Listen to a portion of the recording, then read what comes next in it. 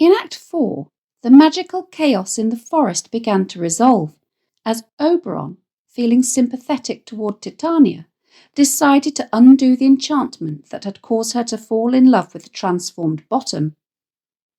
With the spell broken, Titania returned to her senses, the fairy king and queen reconciled, bringing peace back to the forest, and Bottom resumed his former shape. Meanwhile, Puck was busy correcting his earlier mistake, using the love potion to restore order among the Athenian lovers. Lysander's love for Hermia was rekindled, while Demetrius remained enchanted by Helena, finally bringing an end to all the confusion and heartache that had plagued the two couples. As dawn broke, Theseus and Hippolyta arrived in the forest, surprised to find the lovers sleeping peacefully together. With everything now set right, the Duke pardoned them and they all returned to Athens for a triple wedding celebration.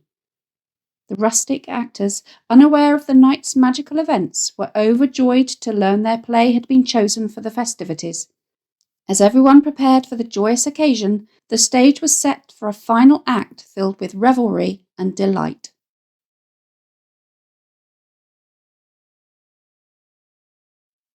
According to Freytag's pyramid, the Denouement follows the falling action of Act 4.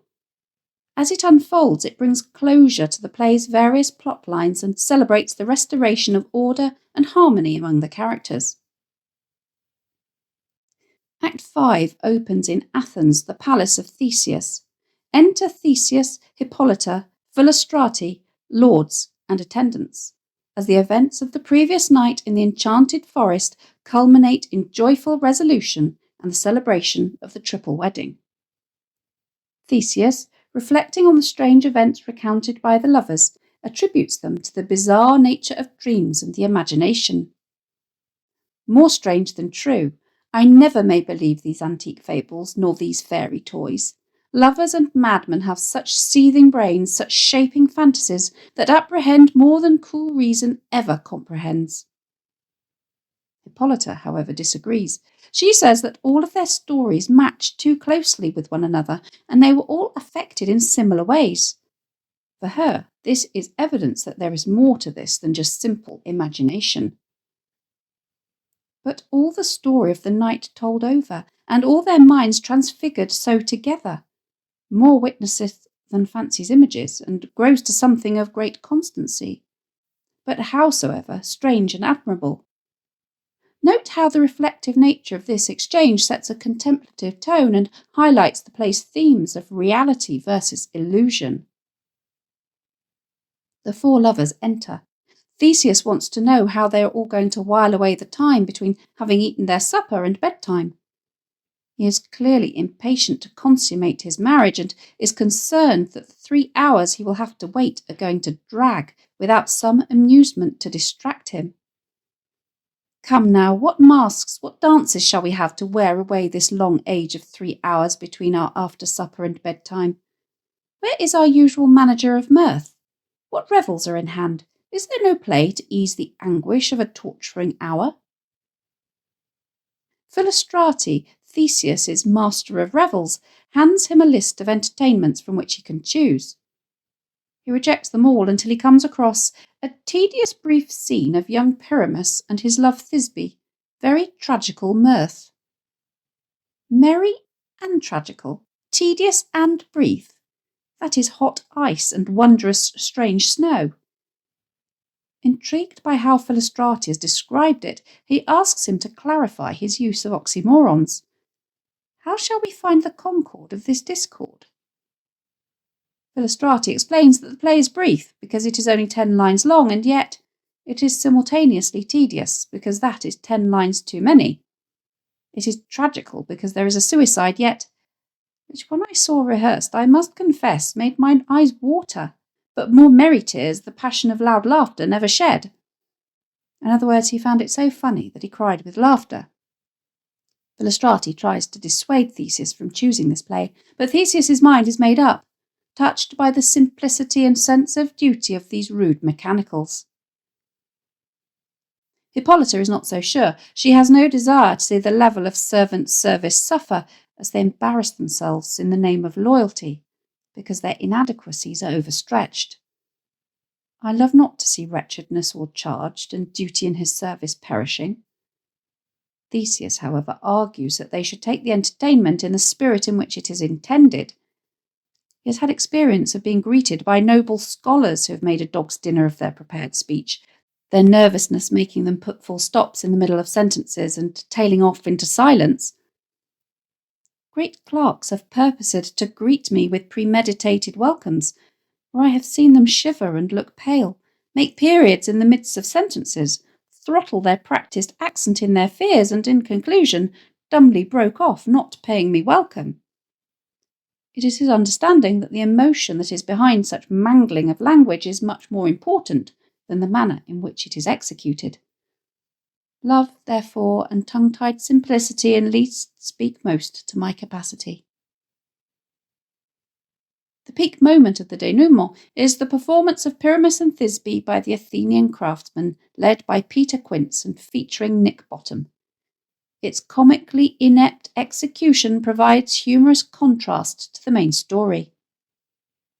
Quince makes a nonsense of the prologue by ignoring its punctuation, with Theseus remarking that this fellow doth not stand on points, and Lysander agreeing that he hath rid his prologue like a rough colt, he knows not the stop.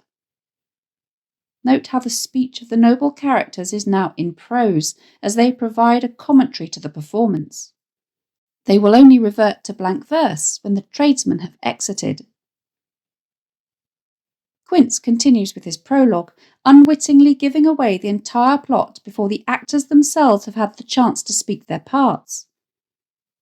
After explaining that there is a wall keeping the two lovers apart, but through which they are still nonetheless able to whisper to one another, he reveals that they decide to meet by moonlight outside Ninus's tomb.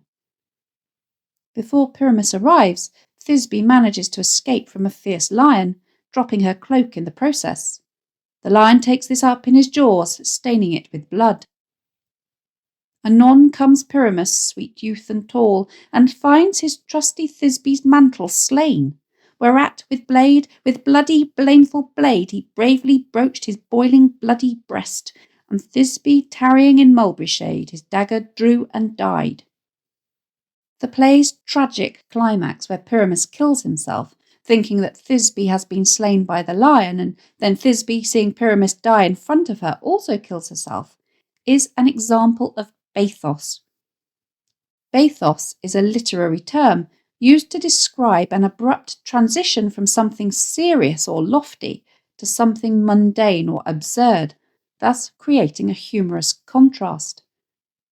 The use of overblown, plosive alliteration, such as bloody, blameful blade and bravely broached and boiling bloody breast, creates a dramatic tone that is far too intense and poetic for the mock-heroic context of the play within the play. This exaggerated use of language becomes so serious and grandiose that it turns into parody. The entire Pyramus and Thisbe performance by the Mechanicals, in fact, is an exercise in mock-heroic parody.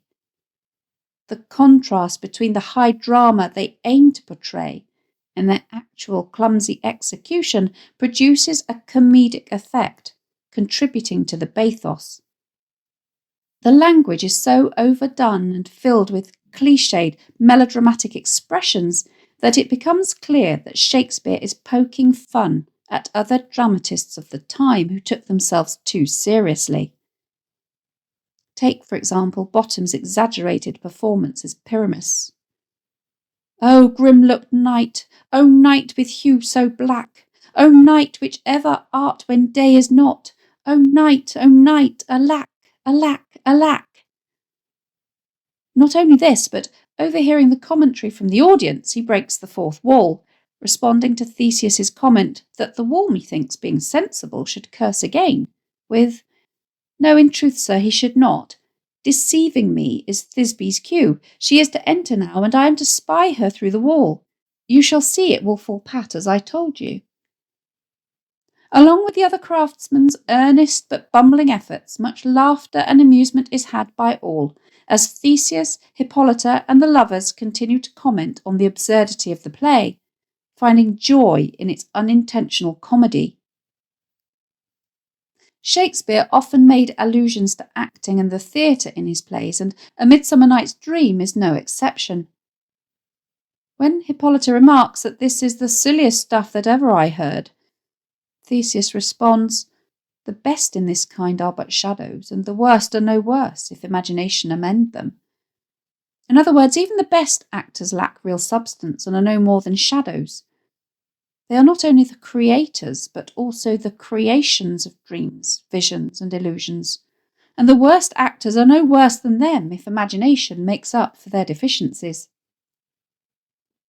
The play comes to its unintentionally comic, tragic climax as Pyramus stabs himself and melodramatically announces his own death. "Come, tears, confound, out sword and wound the pap of Pyramus. Ay, that left pap where heart doth hop. Thus die I, thus, thus, thus. Now am I dead, now am I fled, my soul is in the sky. Tongue, lose thy light, moon, take thy flight. Now die, die, die, die, die." It was a custom at the end of a play, in the epilogue, to ask the audience to forgive the play's shortcomings. Note that Puck will do this at the end of A Midsummer Night's Dream. Theseus, however, swiftly and tactfully dismisses the idea, reassuring Bottom that your play needs no excuse. After a short Bergamasque dance, originating in northern Italy, the mechanicals exit, leaving the nobles alone. Theseus, in a return to blank verse, reminds them all that the clock has already struck midnight and that they should go to bed. "The iron tongue of midnight hath told 12. Lovers to bed, 'tis almost fairy time." Even though they have stayed up later than intended, this dreadful play has served its purpose. It has amused them so much that the time hasn't dragged after all. Despite its flaws, the play within a play serves as a celebration of creativity and the transformative power of theatre, reinforcing the festive and joyous atmosphere of the denouement. This performance of Pyramus and Thisbe symbolises the reconciliation and harmony achieved among the characters. The lovers are united and their previous conflicts are resolved, while the craftsmen find satisfaction in their theatrical endeavour. The joyful atmosphere signifies the restoration of social order and the fulfilment of personal desires. Following the play, Oberon, Titania, and their fairy attendants enter to bless the newlyweds and their households. Oberon's speech emphasises peace and prosperity, invoking blessings for the couple's future lives and children. "Now until the break of day through this house each fairy stray. To the best bride bed will we, which by us shall blessed be, and the issue there create ever shall be fortunate. So shall all the couples three ever true in loving be, and the blots of nature's hand shall not in their issue stand." Puck, addressing the audience directly, delivers the play's epilogue, asking for forgiveness if the play has offended, and suggesting that it all might have been a dream. "If we shadows have offended, think but this, and all is mended, that you have but slumbered here while these visions did appear, and this weak and idle theme no more yielding but a dream. Gentles, do not reprehend. If you pardon, we will mend." This meta-theatrical moment serves to reinforce the play's themes of illusion and reality. Act 5, therefore, concludes with a sense of closure and celebration. The fairy blessings and Puck's epilogue ensure that the play ends on a harmonious note, with all conflicts resolved and all characters content. The audience is left with a feeling of joy and wonder, encapsulating the play's whimsical and magical essence. The denouement in Act 5 effectively ties up the narrative threads, restoring order and reaffirming the joyful resolutions of the romantic and comedic elements. The triple wedding, the craftsman's play, and the fairy blessings collectively celebrate the triumph of love, imagination, and harmony. The return to Athens and the structured society symbolises the end of the character's transformative journey through the magical forest. The final act's celebratory tone, coupled with reflective moments on the nature of dreams and theatre, underscores the play's central themes and provides a satisfying conclusion. The audience is left to ponder the interplay between reality and illusion and the enduring power of love and creativity.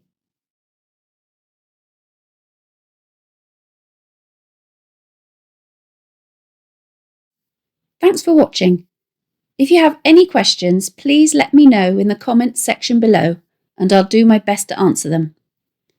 Don't forget to subscribe to my channel for more videos on English language topics and exam techniques and English literature texts.